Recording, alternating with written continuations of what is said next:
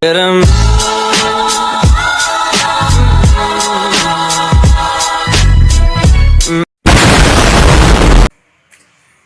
guys, ini adalah video pertama di channel YouTube aku. Kenalin, aku Ruyati. Annyeong. 24 hours later.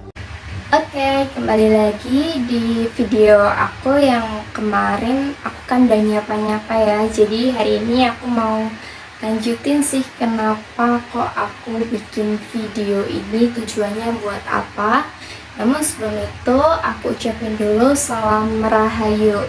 Ya, jadi video ini dibuat untuk melengkapi tugas sosiologi pendidikan yang diampu oleh dosen Pak Sony Junaidi, SPD, MPD.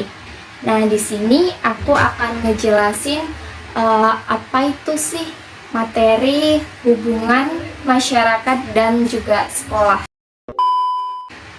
Nah, menurut data yang udah aku peroleh nih, menurut Haris Munandar, mendefinisikan humas itu adalah sesuatu yang merangkum keseluruhan komunikasi yang terencana, baik itu ke dalam maupun keluar antara suatu organisasi dengan semua khalayak dalam rangka mencapai tujuan-tujuan spesifik yang berlandaskan pada saling pengertian. Nah, lalu ada lagi menurut R. Sudiro Muntahar, mengartikan humas adalah suatu kegiatan usaha yang berencana yang menyangkut itikat baik, rasa simpati, saling mengerti untuk memperoleh pengakuan, penerimaan, dan dukungan masyarakat melalui komunikasi dengan sarana lain atau media massa untuk mencapai manfaat dan kesepakatan bersama. Nah, dari pendapat di atas nih, pada dasarnya mempunyai pengertian yang sama tentang humas, yaitu apa sih? Humas merupakan komunikasi yang terencana dengan menggunakan media kepada khalayak dan digunakan untuk mencapai tujuan bersama dalam sebuah organisasi. Akan menjelaskan hubungan masyarakat di bidang pendidikan menurut para pakar. Jadi yang pertama, menurut Wajo Sumijo, hubungan masyarakat dalam pendidikan adalah suatu proses pengembangan hubungan. Dan lembaga pendidikan ini kan dengan masyarakat bertujuan untuk memungkinkan orang tua dan warga wilayah berpartisipasi aktif dan penuh arti di dalam kegiatan pendidikan di sekolah. Nah, yang kedua ada menurut dari Onong Ujiana Effendi, hubungan masyarakat adalah kegiatan berencana untuk menciptakan, membina, dan memelihara sikap budi yang menyenangkan bagi organisasi di satu pihak dan publik di pihak lain. Untuk mencapainya yaitu dengan jalan komunikasi yang baik dan luas secara timbal balik. Oke, jadi itu humas di bidang pendidikan menurut para pakar ahli gitu ya. Ke pengertian humas sekolah. Humas sekolah tuh merupakan salah satu fungsi manajemen yang terencana dan sistematis yang membantu memperbaiki program-program dan layanan-layanan organisasi pendidikan. Jadi, humas ini bergantung pada proses komunikasi dua arah yang komprehensif pada dan dari publik internal dan eksternal. Dan tujuannya untuk apa sih? Untuk mengembangkan pemahaman yang lebih baik terhadap peran, sasaran, dan pencapaian serta kebutuhan organisasi. Program-program humas pendidikan membantu dalam menafsirkan sikap publik, mengidentifikasi, dan membantu merumuskan kebijakan-kebijakan dan prosedur-prosedur kepentingan publik, dan menjalankan kegiatan penyebaran informasi, dan kegiatan yang mendorong keterlibatan yang menghasilkan dukungan dan pemahaman publik. Jadi bisa diartikan bahwa hubungan masyarakat ini penting ya dalam sekolah.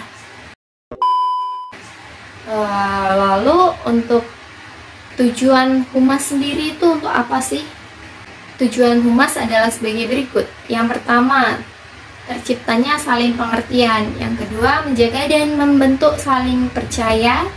Dan yang ketiga, memelihara dan menciptakan kerjasama. Nah, dari pendapat tersebut, tujuan humas pada intinya itu untuk menciptakan dan memelihara hubungan saling percaya dengan publik dalam rangka menjalin kerjasama yang baik. Jadi hubungan antara sekolah dan masyarakat ini memiliki tujuan yang penting. Salah satunya tadi udah disebutkan ya, berarti ini beberapa di antaranya untuk meningkatkan pemahaman masyarakat tentang kebutuhan dan kegiatan pendidikan, serta mendorong minat dan kerjasama masyarakat dalam peningkatan dan pengembangan sekolah. Dan selain itu, hubungan ini juga bertujuan untuk menjaga dan mengembangkan saluran informasi dua arah yang efisien, serta saling pengertian antara sekolah, sekolah pribadi, dan masyarakat. Lalu lanjut di sini ke prinsip-prinsip humas dalam sekolah. Nah, prinsip yang mesti ditegakkan dalam penyelenggaraan kegiatan humas pada lembaga pendidikan yaitu ada 5. Salah satu di antaranya yang pertama, keterpaduan. Nah, prinsip ini mengandung makna bahwa semua kegiatan hubungan sekolah dengan masyarakat itu harus terpadu. Dalam arti apa yang dijelaskan, disampaikan, dan disuguhkan kepada masyarakat itu informasi yang terpadu antara kegiatan informasi akademik maupun informasi kegiatan yang bersifat non-akademik. Biasanya ini sih sering terjadi, sekolah tidak menginformasikan atau menutupi sesuatu yang sebenarnya menjadi masalah sekolah dan perlu bantuan atau dukungan oleh orang tua murid. Oleh sebab itu, sekolah harus sedini mungkin mengantisipasi kemungkinan adanya salah persepsi, salah interpretasi tentang informasi yang disajikan dengan melengkapi informasi yang akurat dan data yang lengkap, sehingga dapat diterima secara rasional oleh masyarakat. Hal ini sangat penting untuk meningkatkan penilaian dan kepercayaan masyarakat atau orang tua terhadap sekolah. Atau dengan kata lain, transparansi sekolah ini sangat diperlukan. Lebih-lebih lagi kan dalam era reformasi dan abad informasi ini, masyarakat akan semakin kritis dan berani memberikan penilaian secara langsung tentang sekolah. Itu yang pertama, tentang keterpaduan. Lanjut, yang kedua ini prinsipnya berkelanjutan. Berarti prinsip ini bahwa pelaksanaan hubungan sekolah dengan masyarakat itu harus dilakukan secara terus-menerus.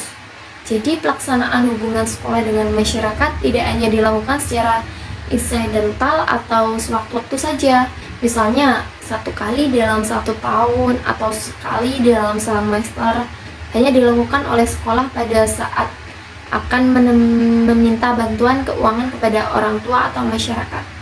Nah, hal inilah yang menyebabkan masyarakat selalu beranggapan apabila ada panggilan sekolah untuk datang ke sekolah selalu dikaitkan dengan uang.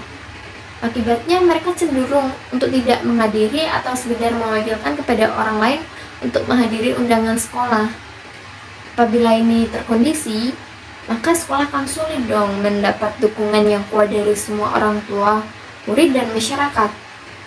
Nah, perkembangan informasi nih, kemajuan sekolah, permasalahan-permasalahan sekolah, bahkan permasalahan belajar siswa selalu muncul dan berkembang setiap saat. Karena itu, maka diperlukan penjelasan informasi yang terus-menerus dari sekolah untuk masyarakat atau orang tua murid, sehingga mereka tuh sadar akan pentingnya keikutsertaan mereka dalam meningkatkan mutu pendidikan putra-putrinya ketika di sekolah. Lanjut, untuk yang ketiga itu ada kesederhanaan. Nah, prinsip ini menghendaki agar dalam proses hubungan sekolah dengan masyarakat yang dilakukan, baik komunikasi personal maupun komunikasi kelompok pihak pemberi informasi atau sekolah, itu dapat menyederhanakan berbagai informasi yang disajikan kepada masyarakat. Nah, informasi yang disajikan kepada masyarakat ini melalui pertemuan langsung maupun melalui media hendaknya disajikan dalam bentuk sederhana, sesuai dengan kondisi dan karakteristik pendengar atau masyarakat setempat. Jadi, prinsip kesederhanaan ini juga mengandung makna bahwa informasi yang disajikan ini dinyatakan dengan kata-kata yang penuh persahabatan dan mudah dimengerti, udah dimengerti oleh masyarakat umum gitu ya. Banyak masyarakat yang kadang tidak memahami istilah-istilah yang sangat ilmiah. Nah, oleh sebab itu penggunaan istilah sedapat mungkin disesuaikan dengan tingkat pemahaman masyarakat. Keempat itu ada ketercakupan. Nah, kegiatan pemberian informasi hendaknya menyeluruh dan mencakup semua aspek, faktor atau substansi yang perlu disampaikan dan diketahui oleh masyarakat. Misalnya program ekstrakurikuler, kegiatan kurikuler, remedial teaching, atau kegiatan yang lain-lain. Nah, prinsip ini juga mengandung makna bahwa segala informasi itu hendaknya lengkap. Artinya tidak satu informasi pun yang harus ditutupi atau disimpan. Padahal masyarakat atau orang tua murid mempunyai hak untuk mengetahui keberadaan dan kemajuan sekolah di mana anaknya belajar. Oleh sebab itu, informasi kemajuan sekolah, masalah yang dihadapi sekolah, serta prestasi yang dapat dicapai sekolah harus diinformasikan kepada masyarakat. Ada juga mengandung keakuratan, artinya informasi yang diberikan itu memang tepat dan sesuai dengan kebutuhan masyarakat. Dalam kaitannya ini juga berarti bahwa informasi yang diberikan itu jangan dibuat-buat atau informasi yang objektif atau hanya sekedar main-main hoax gitu, enggak ya. Yang kelima ada konstruktivitas. Program hubungan sekolah dengan masyarakat hendaknya konstruktif, dalam arti sekolah memberikan informasi yang konstruktif kepada masyarakat. Dengan demikian, masyarakat akan memberikan respon hal-hal positif tentang sekolah serta mengerti dan memahami secara detail berbagai masalah yang dihadapi sekolah. Apabila hal tersebut dapat mereka mengerti, maka salah satu faktor yang akan dapat mendorong mereka untuk memberikan bantuan kepada sekolah sesuai dengan permasalahan sekolah yang perlu mendapat perhatian dan pemecahan bersama. Hal ini menuntut sekolah untuk membuat daftar masalah yang perlu dikomunikasikan secara terus-menerus pada sasaran masyarakat tertentu. Prinsip ini juga berarti dalam penyajian informasi hendaknya objektif, tanpa emosi dan rekayasa tertentu, termasuk dalam hal memberitahukan kelemahan-kelemahan sekolah dalam memicu peningkatan mutu pendidikan di sekolah. Jadi informasi apapun itu harus disampaikan kepada masyarakat. Nah, program hubungan sekolah dengan masyarakat ini hendaknya disesuaikan dengan keadaan di dalam lingkungan masyarakat tersebut. Penyesuaian dalam hal ini termasuk penyesuaian terhadap aktivitas, kebiasaan, budaya atau kultur, dan bahkan informasi yang ada dan berlaku di dalam kehidupan masyarakat. Bahkan pelaksanaan kegiatan hubungan dengan masyarakat pun harus disesuaikan dengan kondisi masyarakat. Oke, selanjutnya sekolah sebagai organisasi. Jadi sekolah sebagai organisasi ini memiliki hubungan yang erat dengan masyarakat yang melibatkan berbagai fungsi dan peran yang saling melengkapi. Hubungan ini memungkinkan sekolah untuk menghadapi tantangan seperti meningkatkan pemahaman masyarakat tentang kebutuhan pendidikan, memajukan kualitas dan pertumbuhan anak, serta memperkukuh tujuan pembelajaran serta meningkatkan kualitas hidup dan penghidupan masyarakat. Dalam hubungan ini sekolah tuh berfungsi sebagai sumber daya yang menjadi komponen utamanya, sementara masyarakat berfungsi sebagai peserta dalam proses pendidikan serta konsumen hasil pendidikan sekolah. Selain itu, hubungan sekolah dengan masyarakat juga melibatkan kerjasama dan kesepakatan antara sekolah dan masyarakat, serta menjaga komunikasi yang baik antara keduanya. Nah, di sini akan saya tambahi dengan penjelasan hubungan sekolah dengan masyarakat dan peran yang dipilih oleh sekolah, antara lain sebagai berikut.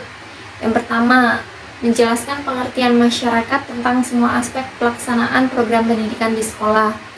Yang kedua, menetapkan bagaimana harapan masyarakat terhadap sekolah dan apa harapan-harapan mengenai tujuan-tujuan pendidikan di sekolah. Lalu yang ketiga ada memperoleh bantuan secukupnya dari masyarakat untuk sekolahnya, baik finansial ataupun materi. Lalu yang keempat, menimbulkan rasa tanggung jawab yang lebih besar pada masyarakat terhadap kualitas pendidikan yang dapat diberikan oleh sekolah.